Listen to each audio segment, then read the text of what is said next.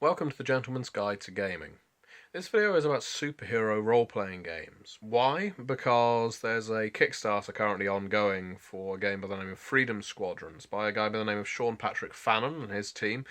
And it's not a game with which I'm affiliated, but it's a game that has really reinvigorated my interest in superhero RPGs. So I very much recommend you check it out because at time of recording there's only about 5 days left on that Kickstarter, so the link is in the description. It's Freedom Squadron. Now, why has it revitalised my interest? Well, partly because of the system, and partly because of the just sheer colour and enthusiasm injected into this game. You can really tell just by reading the Kickstarter page alone.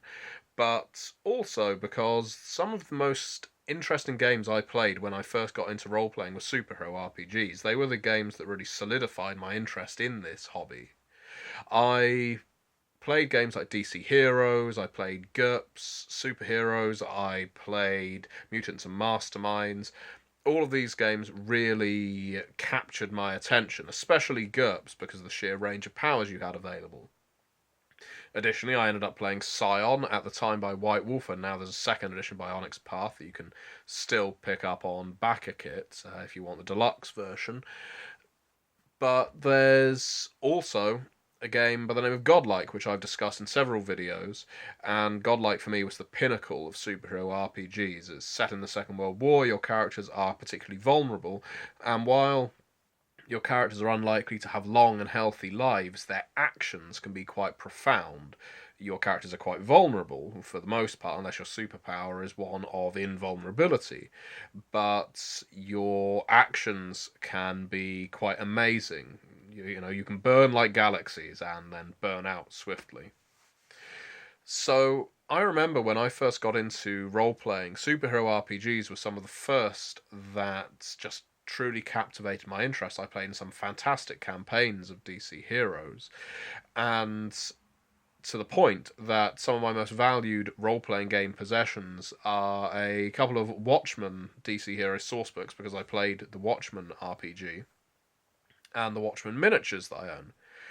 In part because I know they're a rarity. I think they're fairly difficult to find now, but also because they're amazingly well written, the books, and that may be in part because I believe Alan Moore had not cut himself off from DC Comics at the point that those books were produced, so they were produced under his oversight, I believe.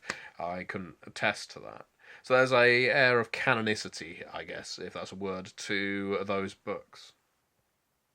And I've always loved comics. I've always been a big fan, more a fan of DC than Marvel, but I have to admit the recent Netflix offerings have turned my head a great deal towards some of Marvel's characters with which I was less familiar, such as Jessica Jones.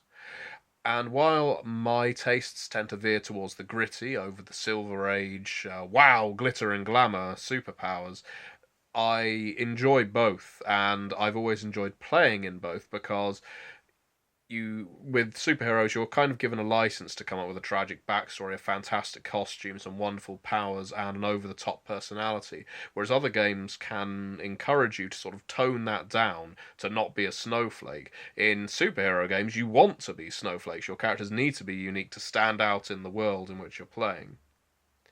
So my question to you is, what superhero RPGs really get you going? Which superhero RPGs do you really love, and why? Also, I have a specific query, because it's a question I don't know the answer to, and I was wondering if some of you might be able to help me. When I first got into role-playing games, I played in a superhero RPG I cannot remember the name of. In this game, whenever you entered combat, you were presented with a 6 segment comic book strip. It was blank, but you would play your combat out across these rounds using special moves, using your various abilities, and so on. And if you got to the end of the page, the GM would either turn it over to the players or decide for himself what the conclusion was. Combat would never last longer than the number of frames that were on the page. It was a really interesting mechanic to make it feel like you were in a comic. You could illustrate these panels as you were going along, or just fill each one with the initiatives you were rolling or the powers you were using and things like that, so you could tell a story, a nice visual representation of the game in front of everyone. And I remember we used it for DC Heroes, but I don't think it was a DC Heroes mechanic. I'm fairly certain it wasn't. So if you recognise that, please let me know. And if you have any recommendations for games I've not played, then please tell me. I've never played any of the Marvel superhero games, and I have heard good things. So if you know of that game, please tell me more. And I look forward to seeing your comments. Thank you very much for watching.